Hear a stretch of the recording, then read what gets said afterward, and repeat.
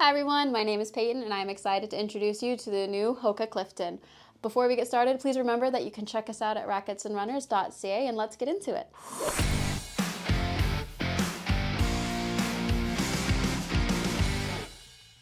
Before I get into the specifics of the new Hoka Clifton, I want to acknowledge that this shoe is a bit hard to categorize. I wouldn't say it's in the traditional running shoe category, and I wouldn't say it's in the more premiumly cushioned running shoe category. Examples of that would be the New Balance 880 versus the New Balance 1080, the A6 Cumulus versus the A6 Nimbus. Even in the maximalist category, Hoka has that box filled by its Bondi. So where exactly does the Clifton fit into all of this?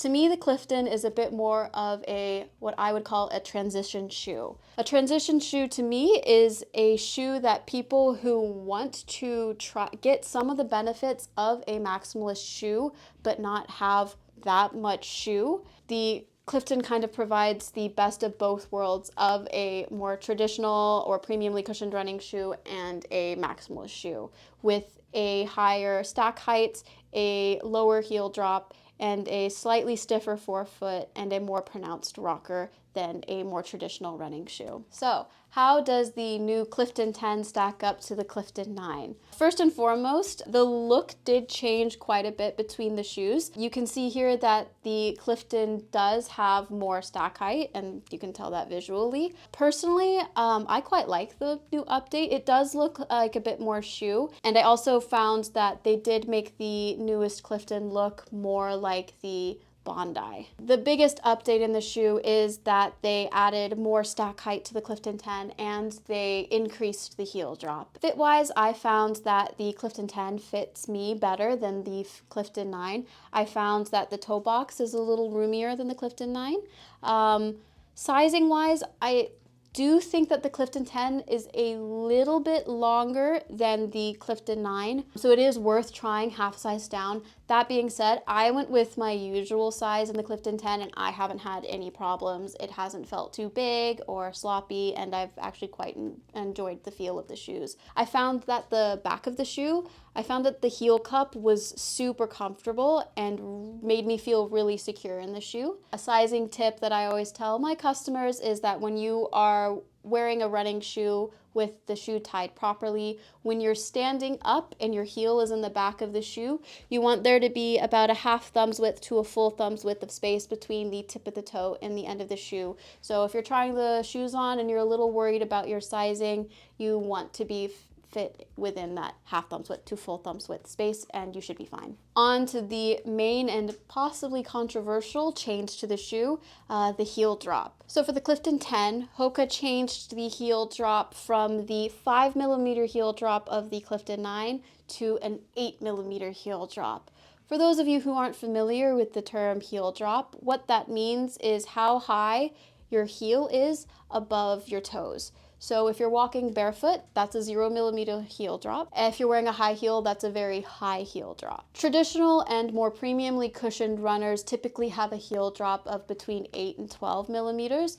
Maximalist shoes tend to have a heel drop of about 4 to 6mm. The Clifton 9 fit within that more maximalist style category heel drop wise because it was a 5mm drop. Personally, I feel like this change pushes the Clifton more into its own category, as you're getting a lot of the benefits of a maximalist shoe, but you're also getting all of the benefits of having a higher heel drop. As for the cushioning of the shoe itself, Hoka stuck with its compression molded EVA foam that it used in the Clifton 9. The biggest difference is the foot frame that they put in the shoes. So what Hoka does is that they take the midsole of the shoe and they raise it to cup the backs and sides of your foot to give you a little bit more support. So it's not a supportive shoe because it doesn't have any arch support, but it does give you a little bit of added stability in that regard. Personally, I actually couldn't wear the Clifton 9 because they made that foot frame come too far forward for my foot, and so it cut into the arch of my foot, so I actually found them to be very uncomfortable to wear. They fixed this problem in the Clifton 10. I didn't notice the foot frame impacting the arch of my foot at all, and I found the foot frame to be very comfortable while I was standing all day or on my runs, because it did give me a little bit more support, especially since the shoe does have a higher stack height. It's nice to have a little bit more of that stability. How the cushioning felt with the added stack height, I found that when I've tried the Clifton 9s on, the cushioning felt very balanced. With the added stack height, I did find that the shoe felt a bit more plush and a bit more reminiscent of the Bondi. So after putting the Clifton 10s to the work test, aka wearing them around the store all day, walking in them all day, just using them as my everyday shoe and my errands shoe, I can confirm that these are some of the most comfortable shoes to wear for long periods of time. If you're needing a shoe for work, like if you're a nurse, a teacher, service industry worker, a doctor,